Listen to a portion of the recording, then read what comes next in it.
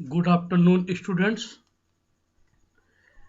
4 BCA 4 BCom computer applications की संयुक्त class system analysis and design अर्थात सैड में आज हम 5th यूनिट क्या नेक्स्ट टॉपिक स्टार्ट करेंगे।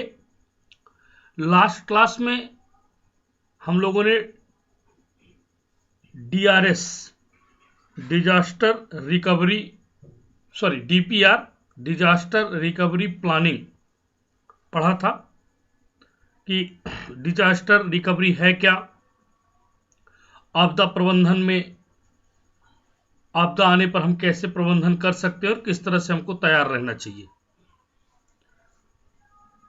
उसी के आगे आज हम लोग इस टॉपिक को स्टार्ट कर रहे हैं जो उसी से रिलेटेड टॉपिक है, procedures and norms for utilisation of computer equipment.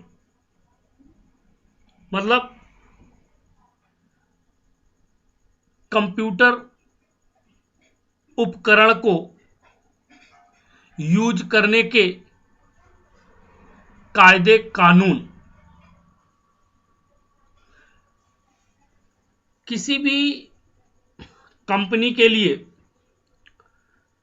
खासकर सॉफ्टवेयर डेवलपमेंट कंपनी के लिए, आईटी इंडस्ट्री के लिए कंप्यूटर इक्विपमेंट्स का बड़ा महत्वपूर्ण रोल होता है।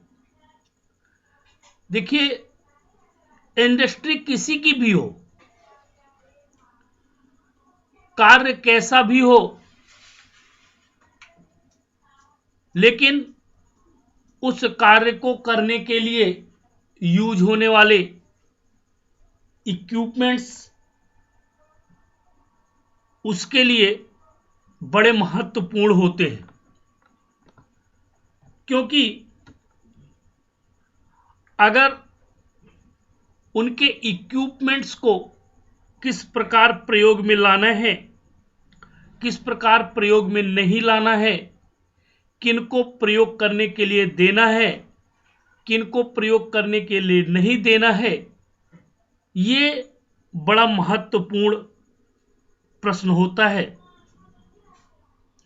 तो हम सिचुएशन के हिसाब से इसका सॉल्यूशंस अपनी बुद्धि से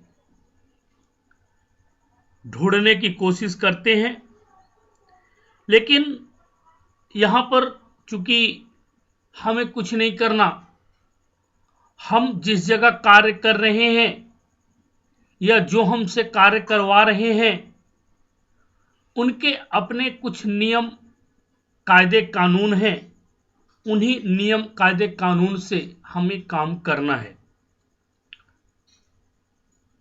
जैसे मैं आपको बता दूं, आप लोग लैब में रहते हैं, लैब पे काम करते हैं, तो आप देखते होंगे कि कंप्यूटर में यूज करने के लिए हम लोगों ने कुछ नाम्स बना रखे हैं। कंप्यूटर में क्या करना है, क्या नहीं करना, कौन सी साइट्स ओपन करनी, कौन सी साइट्स ओपन नहीं करनी, आपका हर चीज का एक टाइम स्लॉट डिसाइड कर दिया गया है। उस टाइम स्लॉट्स पे आपका पर्टिकुलर प्रैक्टिकल क्या होगा, ये सारी चीजें इसी के अंतर्गत आती हैं। तो हम एक सॉफ्टवेयर कंपनी के अकॉर्डिंग्स, जो कि सिस्टम एनालिसिस एंड डिजाइन का एक महत्वपूर्ण टॉपिक है, उसमें सॉफ्टवेयर डेवलपमेंट करते समय या एक ऑर्गेनाइजेशन या एक सिस्टम अपने कंप्यूटर्स उपकरण को किस तरह से यूज करेगा। तो computer equipment is expensive and it meant to be used by person who is authorised to use. देखिए, जो कंप्यूटर उपकरण होते हैं वे महंगे होते हैं और इनका प्रयोग या उपभोग उसी व्यक्ति के द्वारा किया जाना चाहिए जो उस कार्य को करने के लिए ऑथराइज्ड किया गया है। कंपनी ने जिस पर्सन्स को यह कार्य करने के लिए ऑथेंटिकेट किया है, सिर्फ वही पर्सन इस कार्य को करे। It is necessary to have some procedure in place for the use of equipment to ensure that the equipment is not damaged if an unskilled person। Computer उपकरण को यूज करने के लिए हमने कुछ रूल्स ऐसे बनाए हैं या ऐसे नाम से सुनिश्चित किया है जो प्रोसेस करने के दौरान क्षतिग्रस्त ना हो। इसके लिए सबसे महत्वपूर्ण यह है कि हमें ऐसे पर्सन से या ऐसे पर्सन को उस जगह से दूर रखना है जो अनस्किल्ड है। अनस्किल्ड का मतलब यहां पर है जो उसके बारे में कुछ भी नहीं जानता है।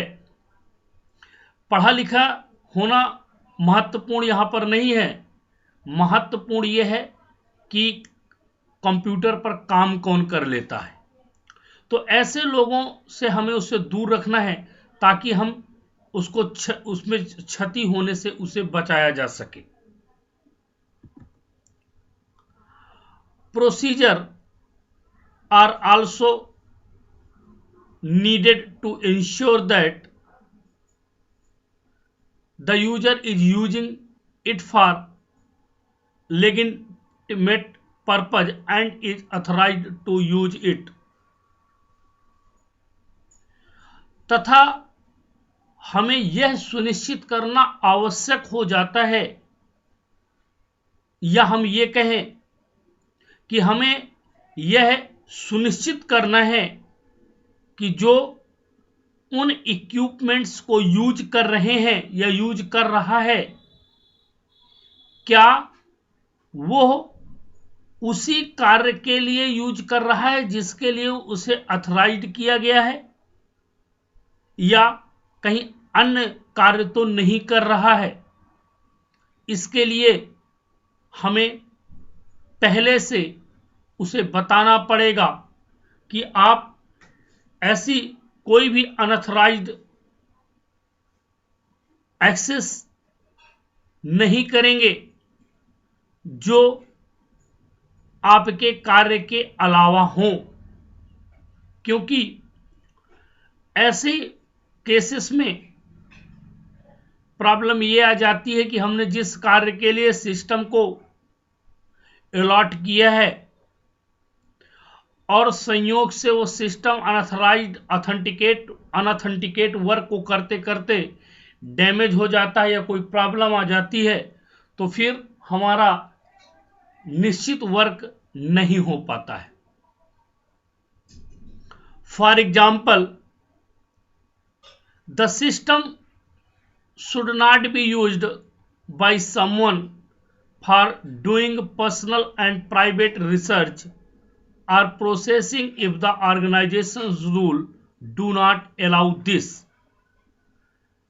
उदाहरण के तौर पर हम इन इक्विपमेंट का उपयोग किसी भी ऐसे पर्सन्स के द्वारा पर्सनल तथा प्राइवेट कार्य को करने के लिए नहीं दे सकते हैं जिन्हें हमारा ऑर्गेनाइजेशन करने के लिए अनुमति प्रदान नहीं करता है।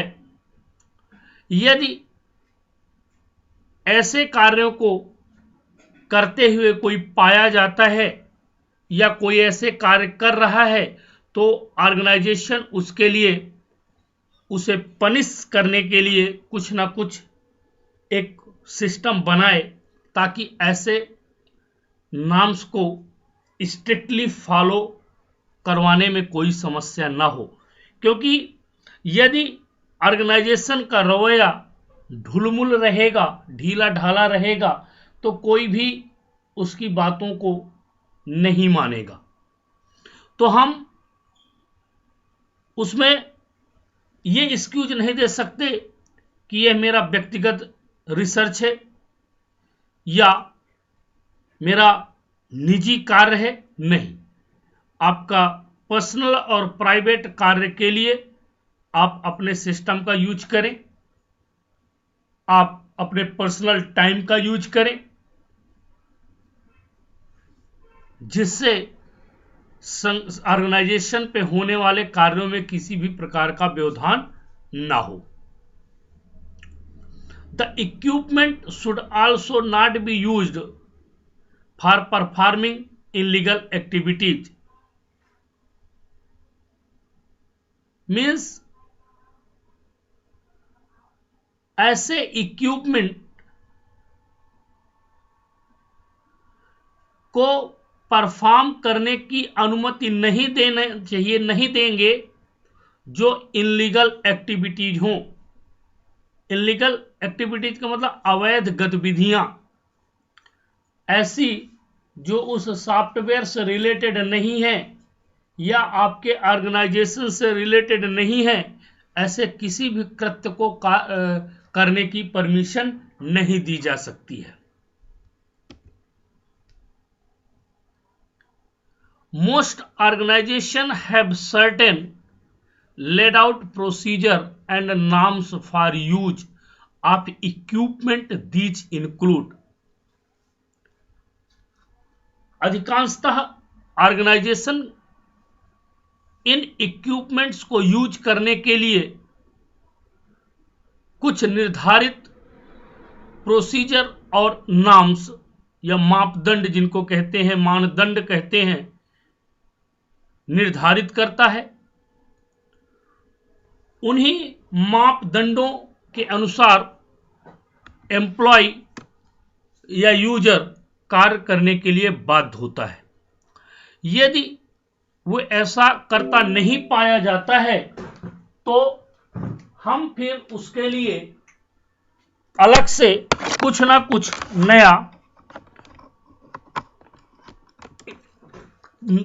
नए तरीके से हम उन प्रॉब्लम्स को सॉल्व करने के बारे में सोचते हैं।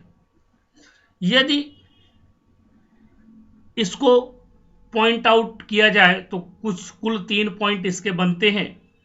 पहला है, who is authorised to use which equipment. Company में सभी उपकरण सभी के प्रयोग के लिए नहीं होते हैं। प्रत्येक इक्विपमेंट का एक अथॉराइज्ड यूजर होता है। तो हमें यह निश्चित करना है कि कौन सा यूजर किस इक्विपमेंट का प्रयोग करेगा। इससे हम अनऑथराइज्ड वर्क से बच सकते हैं या अनऑथराइज्ड वर्क को बचा सकते हैं। Second, types of task for which the equipment में बी यूज्ड। अब इसी तरह से यहां पर किस कार्य के लिए कौन सा इक्विपमेंट का यूज किया जाएगा, किस कार्य के लिए कौन सा उपकरण सही रहेगा, ऐसा कौन सा उपकरण है जो सिर्फ स्पेसिफिक टास्क के लिए कार्य करेगा, यह भी हमें पहले से निर्धारित करना पड़ेगा। और आज की डेट में ऑर्गेनाइजेशन ऐसे कार्यों को करते हैं ताकि किसी आने वाली समस्या से बचा जा सके। Timing for which the equipment will be available. अब जरूरत है कि कौन सा इक्विपमेंट किस समय पर उपलब्ध होगा। वो इसलिए कि अगर किसी के पास एक से अधिक इक्विपमेंट्स होंगे तो डेफिनेटली उनका वो मिस यूज करेगा। तो हम मीन्स यहाँ पे ऑर्गेनाइजेशन से है ये निर्धारित करते हैं कि कौन सा इक्विपमेंट कब अवेलेबल होगा ताकि उसमें सुगमता पूर्वक कार्य किया जा सके और हमारे दिए गए कार्य को टाइमली कंप्लीट किया जा सके। Norms in computer equipment usage are aimed and best utilizing resources across a number of users so that everyone can get resources they need. Typical examples are computer equipments को प्रयोग करने के समान aimed और उसे बेस्ट से best प्रयोग करने के संसाधनों का उपयोग करना है ताकि सभी वे संसाधन सुगमता पूर्वक अवेलेबल हो सके जिन्हें या जिनकी हमें आवश्यकता है या होती है। इसका तात्पर्य यह है कि हम प्रत्येक कार्य को एक टाइमिंग के साथ या कम रिसोर्सेस में अधिक कार्य को करने के लिए अपने आप को दक्ष बनाना चाहते हैं तो हमें उनके लिए नॉर्म्स बनाने पड़ेंगे, क्योंकि हम किसी भी इक्विपमेंट्स का सिर्फ इसलिए कि हमें आवश्यकता है हम उसको खरीद लें, या ये भी हो सकता है कि उसकी नंबर ऑफ यूनिट्स हमारे पास कम है तो हम उनकी नंबर ऑफ यूनिट्स को बढ़ा लें। उसके लिए भी कंपनियां ऑर्गेनाइजेशन क्या करती हैं, कई सारे तरीके हैं, उन तरीकों का यूज करके वो उन प्रॉब्लम्स को आसानी से सॉल्व कर सकते हैं ताकि कम रिसोर्सेस से ज़्यादा प्रॉफिट कमाया जा सके। एग्जाम्पल के रूप पर देखते हैं कि ये कैसे संभव है। पहला, allow large volume processing only in night shift. अब बड़े मात्रा में डेटा की प्रोसेसिंग करनी है तो आप उसके लिए नाइट शिफ्ट रख लीजिए ना, डे शिफ्ट में काम होने दीजिए और नाइट शिफ्ट वाले लोगों को उस डेटा को प्रोसेस करने के लिए रख दीजिए। अब नेक्स्ट डे जब आएंगे दूसरे लोग काम करने, उनको पूरा प्रोसेस किया हुआ डेटा मिलेगा। अब सेम टाइम पे वहां काम भी हो रहा है, डेटा को प्रोसेस करना पड़ जाए तो अलग अलग इक्विपमेंट्स की जरूरत पड़ेगी जिससे ऑर्गेनाइजेशन पर फालतू का भार पड़ेगा। तो इसको बचाने के लिए हम जो लार्ज वॉल्यूम डेटा, भाई छोटी मोटी प्रोसेसिंग तो ठीक है, जो बड़े लेवल की प्रोसेसिंग है उसको हम नाइट शिफ्ट में शिफ्ट कर देते हैं। दूसरा, allow large volume printing only in night shift, मतलब बड़े लेवल में हमको प्रिंट आउट लेने हैं तो अब पता चला हम दिन में डे शिफ्ट में उसकी प्रिंटिंग को कह देते हैं तो पता चला प्रिंटिंग होती नहीं, बाकी लोग बैठे रहेंगे। ऐसा नहीं, हम बाकी हमारा काम होने दीजिए, हम नाइट शिफ्ट में पूरा प्रिंटिंग का कार्य कर लेंगे। Setting aside time every day for the system backup by the operations staff. अब क्या होता है कि हम किसी एक पर्सन को बैकअप के लिए दे दिया, ये तुम कर लेना, क्या करता है, चलो आज नहीं कल कर लेंगे, कल नहीं परसों कर लेंगे। और मान लीजिए संयोग परसों रात में कोई डिजास्टर हो जाती है, आपदा आ जाती है तो आपका डेटा क्या होगा, लॉस होगा। और डेटा बस लॉस नहीं होगा, आपकी नौकरी भी लॉस में जाएगी। क्यों? क्योंकि कंपनी आपकी जिम्मेदारी। तो इसके लिए क्या करें, ऑर्गेनाइजर्स को चाहिए कि सिस्टम पर बैकअप के लिए अलग समय निर्धारित कर दे और उन कर्मचारियों को बता दे कि ये काम आपका है और इस काम को बैकअप, क्योंकि अगर वो उसी टाइम पे जाएंगे बैकअप लेने के लिए तो काम में बाधा आ सकती है। तो बैकअप के लिए एक अलग डे डिसाइड करें ताकि हम ट्रैफिक से बच सके, डेटा ट्रैफिक से बच सके। तो ये था आपका procedure and norms for utilisation of computer equipments. ये इंपॉर्टेंट क्वेश्चंस है यूनिट 5 का, इसको आप लोग जरूर पढ़िएगा क्योंकि मेन एग्जाम में आने की संभावना है। और इसमें आप अपने हिसाब से यदि कोई चीजें घटाना बढ़ाना चाहते हैं तो आप अपने हिसाब से घटा बढ़ा सकते हैं, जिससे इसको और सुव्यवस्थित तरीके से व्यवस्थित किया जा सके। तो